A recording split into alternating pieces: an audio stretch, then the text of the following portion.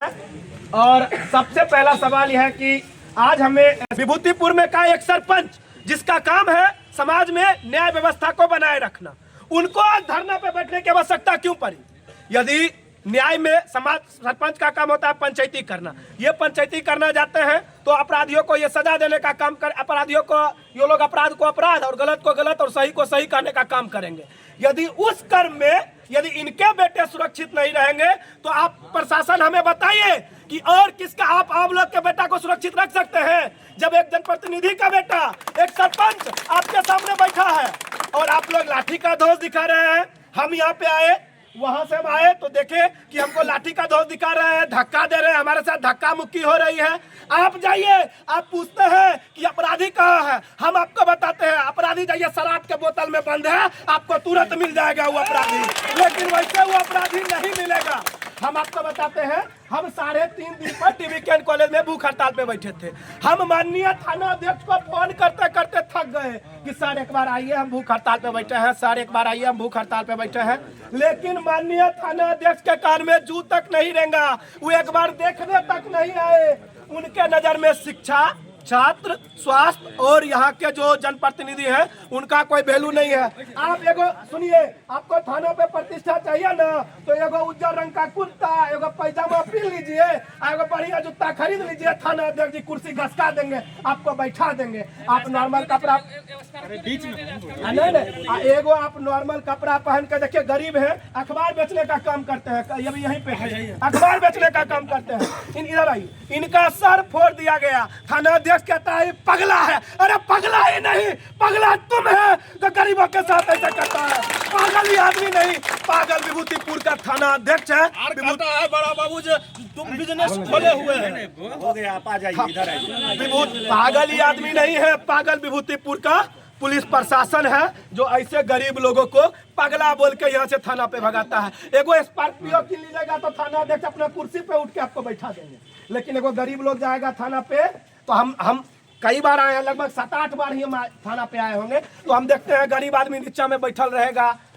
धोती कुर्ता वाला सब वहाँ बैठल रहेगा। काहे तो क्षेत्र में दलाल को पोसे हुए हैं, हर पंचायत में इनका दलाल है। दलाल जाता है तब काम होता है, नहीं तो कोई काम नहीं होता है। यह है विभूतिपुर प्रशासन का सच्चाई। आज प्रशासन, हम आपको बताते हैं, नरहन में गोली कांड हुई, इससे पूर्व में वो लड़का डीजे को साइड में, एक डीजे चालक गरीब मजदूर आदमी, डीजे से रोजी रोटी उसका चलता है, वो जा रहा था, उसको गोली मार दिया गया, कोई कार्रवाई नहीं हुई। एक आइसक्रीम वाला आइसक्रीम नहीं दिया, उसको गोली मार दिया, कोई कार्रवाई नहीं होगी। अभी हमको सर कहे कि आप लोग बताते कहाँ, हम 4 दिन गए। अरे वो गोली मारने के बाद 5 महीना नरहर में रह रहा था, कहाँ थे आप? गोली मारने के बाद 5 महीना 6 महीना से लड़का नरहर में था, आप कहाँ थे? आपको उस समय कान में जू नहीं रंगा कि आप जाए? उसके बाद हम तो पहले ही बता दिए, लड़का यदि शराब के बोतल में बंद रहता तो सर मंगल ग्रह पे चढ़ जाते उसको लाने के लिए। धरती पे क्या बात करते हैं। इसी तरह से हम थाना अध्यक्ष से विनम्र निवेदन करने आए हैं, लोकतांत्रिक तरीके से यहाँ खड़े हैं और हम उनको कहना चाहते हैं कि जल्द से जल्द यदि गिरफ्तारी नहीं हुई तो हम भारत का छात्र फेडरेशन वाले हैं, भगत सिंह के वंशज हैं, हिलने वाले नहीं हैं। यहाँ नहीं तो एसपी को घेरेंगे, एसपी नहीं तो हम डीजीपी को घेरेंगे, डीजीपी नहीं सुना तो इस निकम्मी सरकार की उस गृह मंत्री को घेरेंगे। लेकिन एसएफआई चुप बैठने वाला नहीं है। एसएफआई आपके हाथ में डालेगा, आपसे सवाल करेगा। हम डरने वाले नहीं हैं, हम लाठी से नहीं डरते हैं, ना आपके झूठे मुकदमे से देखते। साथियों, आप लोग को जानकारी होगा, इसी तरह से मंदा के कुछ साथी आए थे, अपनी मांगों को लोकतांत्रिक तरीके से रख रहे थे, लेकिन इसी पुलिस प्रशासन ने उन सभी को नाम दर्ज किया। हम कल गए थे मंदा, तो हमको बता रहे थे एक आंगनबाड़ी सेविका है, आंगनबाड़ी जीविका है, वो नॉर्मल आंगनबाड़ी चला के अपना परिवार को चलाती है, लेकिन आज इनके केस के बदौलत वो औरत घर पे बैठी है और उनका बच्चा भूखा रहता है। आप एक बार देखने के लिए गए, आप सच्चाई को पता लगाए, जबकि वो औरत निर्दोष है। सीसीटीवी में फुटेज है, लेकिन मिली भगत है पदाधिकारियों की जो सीसीटीवी फुटेज जांच करके नहीं कराते हैं। ये लोग अपना स्वार्थ पूर्ति के लिए केस करते हैं और स्वार्थ पूर्ति के अनुसार कार्य करते हैं, इनकी कार्यशैली यही है। लेकिन एसएफआई डरने वाला नहीं है। आपके आंख में आंख डाल के सवाल पूछने का हिम्मत एसएफआई में है।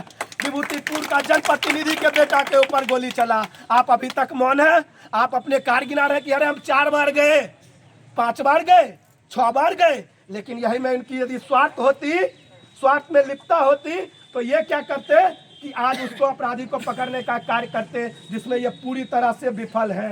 मंदा वाला घटना हम आपको बताते हैं। मेरे गांव में एक मर्डर की घटना हो गई, मर्डर की घटना हुई, नाबालिग का हत्या किया गया, छात्र का हत्या किया गया। जिस घर में लाश मिला, आज वह परिवार खुले मैदान में घूम रहा है, लेकिन एगो उसका मित्र है। पुलिस बार बार 5 गाड़ी लगा के उसको यहाँ पहुंच जाती है, क्योंकि वो छात्र है, गरीब परिवार से है, हत्या करने वाला पावरफुल है, दमदार है। इसलिए आज तक ये एक बार भी, मेरे गांव की घटना है, उनके घर पे नहीं गए। क्यों नहीं गए? हम ये सवाल पूछेंगे तो आप डंडा चलाइएगा। विभूतिपुर थाना जानी ही जाती है झूठा मुकदमा के लिए। यदि बिहार में सबसे ज्यादा कहीं झूठा मुकदमा होता है तो वो विभूतिपुर थाना में होता है। हम इस बात को दावे के साथ कह रहे हैं, ये थाना झूठा मुकदमा के लिए जानी जाती है, झूठा मुकदमा का खान है ये थाना। जब से ये थाना अध्यक्ष आया है, विभूतिपुर में अपराध 4 गुनी बढ़ गई है, 5 गुनी बढ़ गई है। आए दिन आप हत्या का खबर सुनते हैं, बलात्कार का खबर सुनते हैं, झूठा मुकदमा का खबर सुनते हैं, लेकिन जेल कौन जाता है? तो आपसी सहयोग। अभी हम बोल रहे हैं, हमारा गांव में कुछ होगा तुरंत नाम घुसा देंगे, ये सच्चाई है। हमारा गांव में कोई घटना हो, आप लोग देखिएगा, केस करने का सबसे पहले काम करते हैं। लेकिन ये सब भाई से है, भगत सिंह के वंशज है, हम डरने वाले नहीं हैं। आंख में आंख डाल के सवाल पूछेंगे, पूछ रहे हैं और पूछेंगे। इस बार आपका सामना एक